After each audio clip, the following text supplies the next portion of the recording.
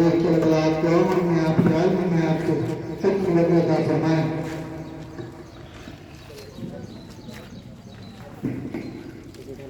آپ سبھی حضرات سے گزارش ہے تشریف رکھیں انشاءاللہ۔ آپ کے سامنے ابھی ہندوستان کے اندر علماء نے، مسلمانوں نے اس قدر قربانی پیش کی، آپ کے سامنے عرض کروں گا۔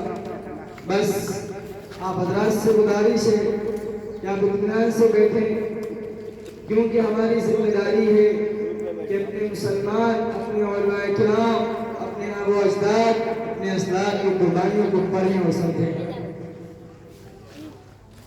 نحمدہ و نصلی علی رسولہ الکریم، اما بعد، اعوذ باللہ من الشیطان الرجیم، بسم اللہ الرحمن الرحیم، انما یخشى اللہ من عباده العلماء، قال النبی صلی اللہ علیہ وسلم، العلماء ورثة الانبیاء، او كما قال علیہ الصلاة والسلام۔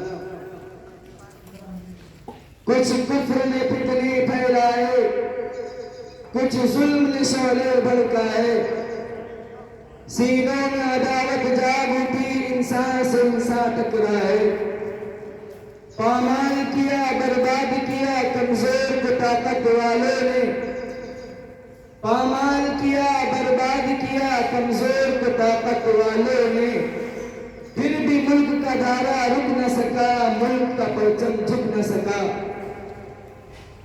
وطن کی فکر کر نادا، مصیبت آنے والی ہے، وطن کی فکر کر نادا، مصیبت آنے والی ہے، تیری بربادیوں کے مشورے ہیں آسمانوں میں، یہ خاموشی کب تک لذت فریاد پیدا کر، تو زمین پر ہو تیری صدا ہو آسمانوں میں، نہ سمجھو گے تو مٹ جاؤ گے ہندوستان والے، نہ سمجھو گے تو مٹ جاؤ گے ہندوستان والے، تمہاری داستان بھی نہ ہوگی تمہاری داستانوں میں۔ معزز سامعین اکرام، جناب عبدالحمید صاحب، جناب امین الدین صاحب، جناب عابد صاحب، جناب سرور صاحب، جتنے بھی اسٹیج پر ہونا مفروض، اور میرے بہت ہی مشرف و مربی استاد جناب قاری خالد صاحب، آج میں اگر آپ کے سامنے کھڑا ہوں، اگر آج میں آپ کے سامنے کچھ عرض کر رہا ہوں، اگر میں آج آپ کے سامنے کچھ بولنے کے قابل ہوں، تو میرے استاد قاری خالد صاحب کی محنت ہے، ان کی نصیحت ہے، ان کی تربیت ہے، ورنہ میں اس قابل نہیں کہ آپ کے بیچ میں کھڑا ہوں، میں اس قابل نہیں کہ آپ کے سامنے کچھ عرض کروں۔ یہ میرے اساتذہ کی اور آپ سبھی حضرات کی صلاحیت و تربیت ہے جو میں آپ کے سامنے عرض کر رہا ہوں۔ لیکن میرے بھائی دوستو، آج ہم یہاں پر کیوں جمع ہوئے؟ آج ہمارا یہاں جمع ہونا یوم آزادی کے موقع پر ہے۔ 15 اگست 1947 کو ہمارا ملک آزاد ہوا، اسی کے متعلق ہم یہاں پر جمع ہیں۔ لیکن یہاں پر صرف جمع ہونا اور جھنڈے کو لہرا دینا صرف ہمارا یہ کام نہیں ہے۔ ہمارا کام یہ ہے کہ اپنے علماء کو یاد کریں، اپنے علماء کی قربانیوں کو یاد کریں۔ تو آئیے اپنے علماء کی قربانیوں کو یاد کرتے ہیں، اپنے اسلاف کی قربانیوں کو یاد کرتے ہیں، اپنے آبا و اجداد کی قربانیوں کو یاد کرتے ہیں، ان علماء کو یاد کرتے ہیں جن علماء نے اس ہندوستان کی آزادی کے خاطر اپنے آپ کو قربان کر دیا۔ کسی عالم نے کیا خوب کہا، ارے کیا پوچھتے ہو، ارے کس سے پوچھتے ہو، کس کی قربانی کے بارے میں پوچھتے ہو؟ یہاں پر اس ہندوستان کی آزادی میں جتنا ہمارا خون شامل ہے، اتنا کسی غیروں کا پسینہ بھی شامل نہیں۔ ارے علماء سے پوچھو، تاریخ اٹھا کر دیکھو، آپ کو معلوم ہوگا علماء کی نسلیں فصلوں کی طرح کاٹ دی گئی، تب جا کر یہ ہندوستان آزاد ہوا ہے۔ میرے بھائیوں دوستو، یہ آزادی اللہ کی نعمت ہے۔ یہ ہندوستان جب انگریزوں نے قبضہ کر لیا تو اتنی آسانی کے ساتھ آزاد ہونے والا نہیں تھا۔ انگریز ہمیں 1 سال 2 سال غلام بنا کر نہیں گیا، 340 سال تک انگریز نے ہمیں اپنا غلام بنا کر گیا۔ انگریز 1499 عیسوی کے اندر ممبئی کی ساحلی کنارے میں اور کالی کٹ کے میدان میں اپنا پہلا قدم رکھتا ہے۔ وہاں سے لے کر 1947 تک تقریباً 360 تک ہمیں اور آپ کو ہمارے آبا و اجداد کو اپنا غلام بنا کر گیا۔ اتنا آسان نہیں تھا آزادی کی سانسیں لینا، اتنا آسان نہیں تھا ہم سکون و عافیت کے ساتھ آزادی جیسی نعمت کو حاصل کرنے یا سکون و اطمینان سے بیٹھے ہیں۔ یہ ہمارے علماء کی قربانی ہے، ہمارے اسلاف و اجداد کی قربانی ہے، جس کی وجہ سے آج ہم یہاں سکون سے بیٹھے ہیں۔ میرے بھائی دوستو، آج ہمیں بتایا جاتا ہے 1857 کے بارے میں، آج ہمیں بتایا جاتا ہے 1857 کے بعد کی آزادی کے بارے میں، لیکن ہمیں اور آپ کو معلوم ہونا چاہیے کہ اس ہندوستان کے اندر سب سے پہلے جس نے انگریز کو ہندوستان میں گھسنے کے بعد اور یہ محسوس کیا کہ انگریز ہندوستان کو قبضہ کرنے کی کوشش کر رہا ہے، جس نے سب سے پہلے احساس کیا، اس کا نام نواب سراج الدولہ ہے، جو کہ 22 سال کی عمر ہے، صرف 22 سال کے ہیں اور ان کو تخت تاج مل چکا تھا۔ انہوں نے احساس کیا کہ انگریز ہندوستان کو قبضہ کرنے کے لیے آیا ہے، کیونکہ 1499 عیسوی کے اندر یہ لوگ ہندوستان آئے تھے تو وقت کے بادشاہ کو لالچ دیا تھا، وقت کے بادشاہ کو کہا تھا کہ ہم اس ہندوستان کو تجارت کے ذریعے، کاروبار کے ذریعے آگے بڑھائیں گے۔ علماء لکھتے ہیں، علماء بتاتے ہیں کہ اس وقت میں اس ہندوستان کو ترقی کی ضرورت نہیں تھی، اس وقت میں اس ہندوستان کو سونے کی چڑیا کہا جاتا تھا، اس وقت میں اس ہندوستان کے اندر اللہ تبارک و تعالیٰ نے تمام نعمتیں دے رکھی تھی۔ اسی کی لالچ میں آ کر انگریز اس ہندوستان میں ناپاک قدم رکھتا ہے، لیکن اس کا مقصد کچھ اور تھا، ان انگریزوں کا مشن کچھ اور تھا۔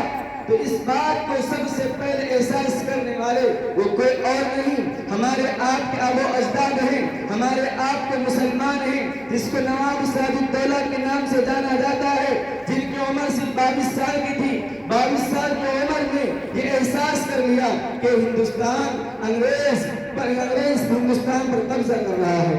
میرے بھائی دوستو، جب ہندوستان کے اندر بنگال کے سرزمین پر، کلکتہ کی سرزمین پر پلاسی کے میدان میں پلاسی کا میدان تیار ہوا، نواب سراج الدولہ 50,000 کا لشکر لے کر چلتا ہے اور انگریز اپنا لشکر لے کر آتا ہے۔ امید تھی، تاریخ کہہ رہی تھی، علماء کہہ رہے ہیں، اگر سراج الدولہ کی جنگ ہوتی، اگر سراج الدولہ اور انگریز کی جنگ ہوتی تو اسی وقت میں اسی ٹائم پر انگریز دبا کر بھاگنے پر مجبور ہو جاتا، لیکن جہاں پر اس ہندوستان کی تمام خاصیتیں ہیں، تمام اچھی باتیں ہیں، وہیں پر اس ہندوستان کے اندر ایک خرابی بھی ہے۔ اس ہندوستان کی مٹی میں ایک خرابی یہ ہے کہ اس ہندوستان کا انسان، اس ہندوستان کا مسلمان چھوٹی سی کوڑیوں پر، چند کوڑیوں میں بک جاتا ہے، چند پیسوں میں بک جاتا ہے۔ اسی طریقے سے نواب سراج الدولہ کو تمام لالچیں دی گئیں، ان کو تجارت کا لالچ دیا گیا، ان کو نواب کا لالچ دیا گیا۔ تمام لالچ دینے کے بعد جب اس کو پتہ لگ گیا انگریز کو یہ ماننے والا نہیں ہے، یہ جھکنے والا نہیں ہے، یہ گرنے والا نہیں ہے، تو اس نے کیا سوچا کہ ان کے وزیر کو پکڑا، ان کے وزیر میر جعفر کو پکڑا اور کہا اگر تیرے ہاتھوں تو نواب سراج الدولہ کو شہید کرا دے، نواب سراج الدولہ کو راستے سے ہٹا دے تو ہم تجھے بنگال کا گورنر بنا دیں گے، تجھے بنگال کا حاکم بنا دیں گے۔ وہ میر جعفر غدار وطن نے اس کی آزادی کے لیے اور نواب سراج الدولہ کو مارنے کے لیے انگریز سے لالچ لے لیتا ہے اور حکومت کے لیے نواب سراج الدولہ کو شہید کروا دیتا ہے۔ میرے بھائی دوستو، یہ جنگ کب ہوئی؟ میں آپ کو 1857 سے 100 سال پہلے کی بات بتا رہا ہوں۔ 1857 سے لے کر 1757 کی بات کر رہا ہوں۔ 1757 کے اندر نواب سراج الدولہ کی جنگ ہوتی ہے اور وہاں پر ان کے غدار نے، میر جعفر نے غداری کی اور نواب سراج الدولہ شہید ہو گئے۔ میرے بھائی دوستو، ہمیں کیوں نہیں معلوم کہ 1757 میں جنگ لڑنے والا کوئی اور نہیں، اور اس جنگ میں آپ کو ایک بات عرض کر دو کہ اس جنگ کے اندر کوئی بھی غیر شامل نہیں ہے، کوئی دوسرا قوم کا شامل نہیں ہے۔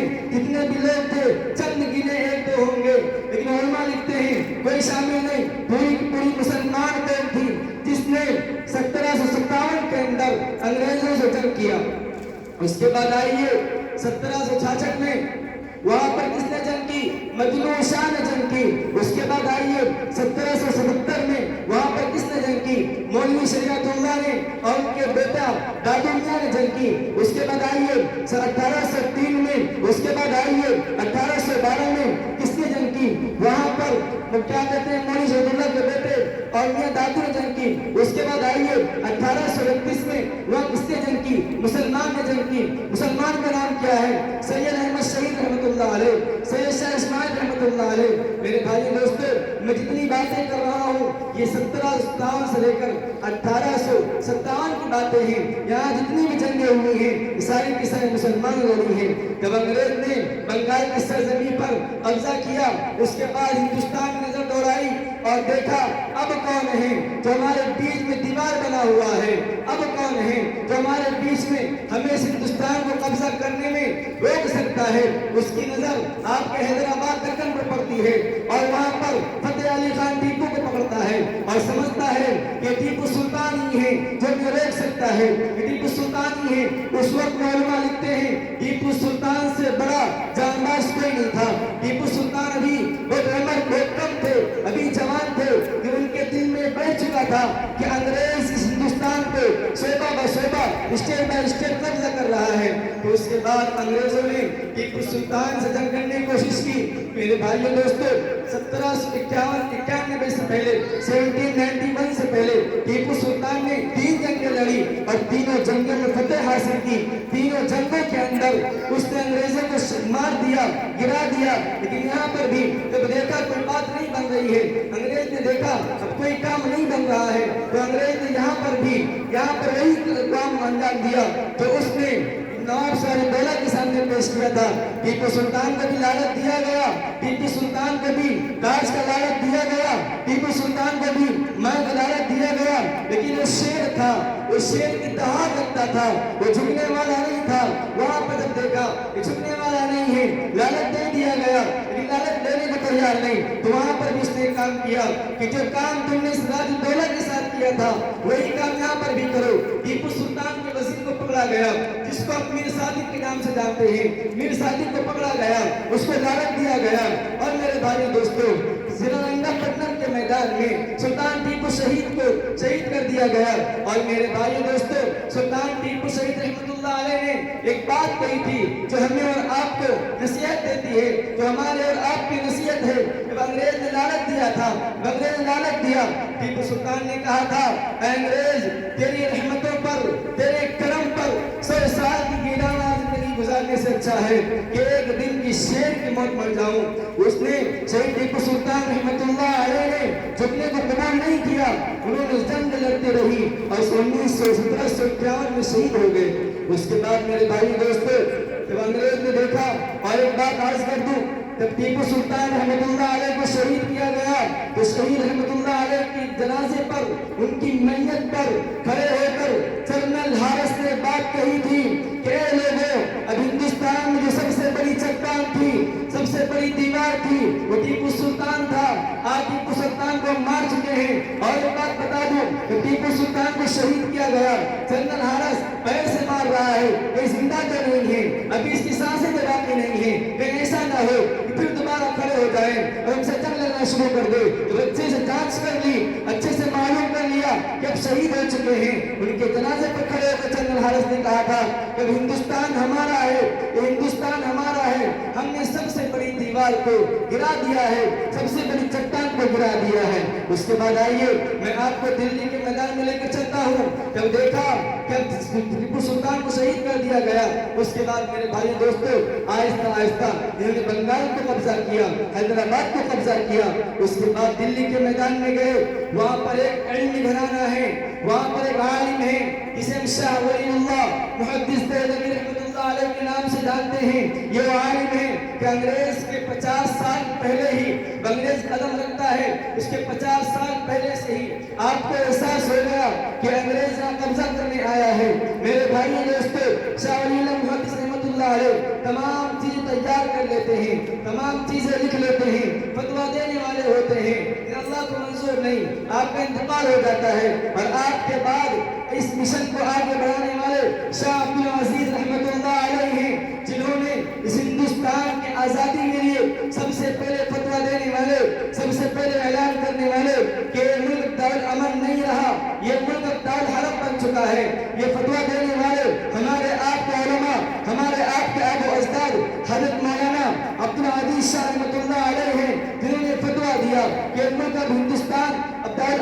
رہا، دار حرب بن چکا ہے۔ اب ہندو ہو یا مسلمان، سکھ ہو یا عیسائی، مال تجارت کو چھوڑے، کاروبار کو چھوڑے اور آئے میدان میں جنگ لڑے۔ سب کی ذمہ داری ہے کہ اس انگریزوں کو یہاں سے بھگائے، ان انگریزوں کو یہاں سے ہٹائے، سب کے اوپر لاگو کر دیا اور ایک فتویٰ ہی نہیں دیا، ایک کمیٹی تیار کی، جس کی کمیٹی کے ممبر سید احمد شہید رحمۃ اللہ علیہ، سید شاہ اسماعیل رحمۃ اللہ علیہ، ان کو بنایا گیا۔ اور ان کو بنانے کے بعد کیا کہا گیا؟ عبدالعزیز شاہ رحمۃ اللہ علیہ نے کہا کہ آپ پورے ہندوستان کے شہروں کا دورہ کیجئے اور آپ دونوں حضرات ہندوستان کے چپے چپے کونے کونے میں گئے اور لوگوں کو بتایا کہ انگریز آپ ہندوستان پر قبضہ کر رہا ہے، ہندو اپنے قوانین کو انگریز ہندوستان کے اندر لاگو کر رہا ہے، اب سب کی ذمہ داری ہے اس ہندوستان کو آزاد کرائیں۔ میرے بھائی دوستو، جب شاہ عبدالعزیز رحمۃ اللہ علیہ نے فتویٰ دیا تو ان کے ساتھ اور ظلمانہ برداشت کیا گیا، ایسے ظلم ڈھائے گئے جو برداشت کے باہر تھے۔ آپ کو گھر سے بے گھر کر دیا گیا، آپ کو ضلع وطن کر دیا گیا اور آپ کے اوپر چھپکلی کا لیپ لگایا گیا، آپ کو 2 بار زہر دیا گیا۔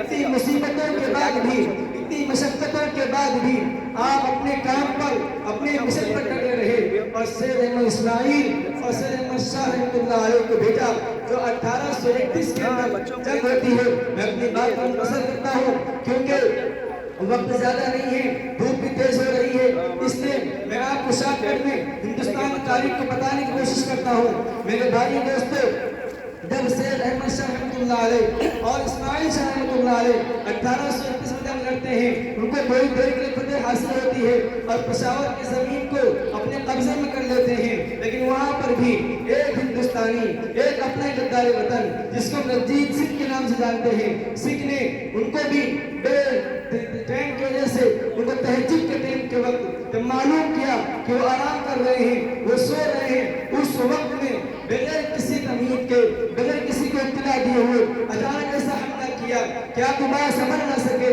اور آپ شہید ہو گئے۔ میرے بھائی دوستو، یہ 1831 کی جنگیں تھی جب ہندوستان کے اندر انگریز قبضہ کر رہا تھا، جب ہندوستان کے انگریز نے دیکھا کہ ہم نے نواب شاہی دولت کو ختم کیا، اس کے بعد ٹیپو سلطان جیسا شیر پیدا ہوا، اس کے بعد ٹیپو سلطان کو ختم کیا، اس کے بعد شاہ عبدالعزیز جیسا شیر پیدا ہوا، تو اپنے انگریزوں نے اپنے ملک کے اندر اپنے بادشاہوں میں خط لکھا کہ ہمیں کیا کرنا چاہیے، ہمیں کون سا رویہ اپنانا چاہیے۔ ان انگریزوں نے کہا تھا جب تک مدارس کو ختم نہیں کرو گے، جب تک علماء کو ختم نہیں کرو گے، جب تک مدارس میں پڑھنے والے لوگوں کو ختم نہیں کرو گے، جب تک علماء کو ختم نہیں کرو گے، یہ تحریکیں چلتی رہیں گی۔ ہندوستان کو آزاد کرانے کے لیے جو ان کے اندر جہاد کا جذبہ پیدا ہے یہ ختم نہیں ہوگا۔ میرے بھائی دوستو، جب سید احمد شہید رحمۃ اللہ علیہ کو شہید کیا گیا تو تھانہ بھون کے اندر ایک میٹنگ ہوئی، ایک میٹنگ میں تقریباً 474 علماء اکٹھا ہوتے ہیں اور وہ میٹنگ کرتے ہیں اور ایک علماء کو، ایک عالم کو اپنا خلیفہ بناتے ہیں، اپنا امیر بناتے ہیں، جس سے وہ آپ حاجی امداد اللہ مہاجر مکی رحمۃ اللہ علیہ کے نام سے یاد رکھ سکتے ہیں۔ یہ بہت بڑے اللہ والے تھے۔ یہ مہاجر مکی کون تھے؟ خانقاہوں میں بیٹھ کر اللہ اللہ کرنے والے۔ یہ مہاجر مکی کون تھے؟ اپنے اللہ کی عبادت کرنے والے، لیکن جب ضرورت پڑی ملک کی خاطر اپنے آپ کو قربان کیا، جب ضرورت پڑی انہی علماء نے، انہی آبا اجداد نے ملک کی خاطر اپنے جان نثار کیا۔ میرے بھائی دوستوں، میٹنگ ہوتی ہے کہ کس کو خلیفہ بنایا جائے، تو آپ ساری میٹنگ میں یہ بات طے ہوئی کہ مہاجر مکی رحمۃ اللہ علیہ کو اپنا خلیفہ بنایا جائے۔ آپ خلیفہ بننے کو تیار ہوتے ہیں، سب سے پہلے آپ کے ہاتھ پر بیعت ہونے والے سید احمد شہید رشید گنگوئی رحمۃ اللہ علیہ ہیں اور آپ کے ہاتھ میں دوسرے بیعت کرنے والے حضرت مولانا قاسم نانوتوی رحمۃ اللہ علیہ ہیں اور آپ کے ہاتھ میں تیسرے بیعت ہونے والے حاجی داغ رحمۃ اللہ علیہ ہیں۔ یہاں پر میٹنگ ہوتی ہے، پھر یہاں جنگ شروع ہوتی ہے۔ میرے بھائی دوستو، یہ جنگ میں ناکام ہو جاتی ہے، یہ جنگ میں مسلمانوں کو ہار حاصل ہو جاتی ہے، لیکن میرے بھائی دوستو، جب انگریزوں نے یہ دیکھا کہ علماء بڑی محنتیں کر رہے ہیں، بڑی مشقتیں اٹھا رہے ہیں، بڑی زور لگا رہے ہیں ہندوستان سے انگریزوں کو بھگانے میں، تو اس نے دلی کے اندر ایک میٹنگ کی اور ایک فتویٰ لگا دیا۔ انگریز نے کہہ دیا جہاں کہیں بھی عالم دکھ جائے، جہاں کہیں بھی عالم کی مشابہت رکھنے والا مل جائے، بھلے ہی عالم نہ ہو، اگر ٹوپی لگایا ہوا ہو، اگر کرتا پاجامہ پہننے والا ہو، اگر داڑھی والا ہو، وہ اس کو بھی جہاں ملے اس کو مار دو، جہاں ملے اس کو ڈاک دو۔ میرے بھائی دوستو، دلی کے اندر تقریباً 5 لاکھ علماء کو شہید کیا گیا۔ ان 5 لاکھوں میں 53,000 علماء کرام کو شہید کیا گیا۔ ایک ٹامسن اپنی کتاب میں لکھتا ہے، ایک ٹامسن جو ایک انگریز ہے وہ اپنی تاریخ میں لکھتا ہے، ٹامسن لکھنے والا یہ کہتا ہے کہ اس نے لکھا ہے کہ میں نے دیکھا کہ میں جہاں پر بیان کر رہا تھا میرے بغل میں ہی، میرے گھر کے پیچھے ہی ایک گڑھا کھودا گیا اور اس گڑھے کے اندر آگ جلائی گئی اور 40 ایسے علماء کو لایا گیا، ان کے کپڑوں کو اتارا گیا اور ان سے کہا گیا کہ آپ کہہ دو کہ ہم جنگ میں شریک نہیں ہیں، ہم علماء کے ساتھ نہیں ہیں، ہم عالم کے ساتھ نہیں ہیں، ہم تمہیں چھوڑ دیں گے۔ لیکن میرے بھائی دوستو، انہوں نے کہا ہم شہید ہو جانا قبول کریں گے، اگر ہم جان بچا کر لے کر گئے تو اپنے علماء کو تو شہید ہو چکے ہیں ان کو کیا منہ دکھائیں گے۔ ان کو اسی آگ کے اندر خنزیر کو لایا گیا، اس کی چمڑی کو نکالا گیا اور خنزیر کی چمڑیوں میں علماء کو سل دیا گیا۔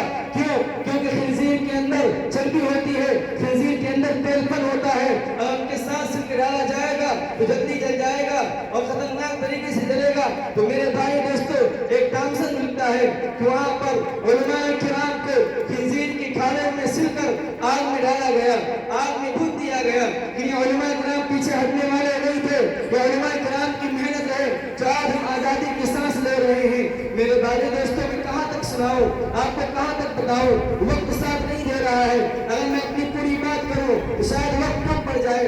میرے بھائی دوستوں، علماء کرام نے جس قدر بھی قربانی پیش کی ہے ہم اور آپ اس کا تصور نہیں کر سکتے۔ میرے بھائی دوستوں، میں اپنی بات کو آخر میں لے جاتا ہوں۔ یہ ساری کارنامے شروع ہوئے، ساری کارگری ہوئی، یہاں پر علماء کو فتح حاصل نہیں ہو رہی ہے، علماء کو جیل میں ڈال دیا گیا، علماء کو مالٹا کے جیل میں ڈالا گیا۔ یہ مالٹا کا جیل ہندوستان کے باہر تھا۔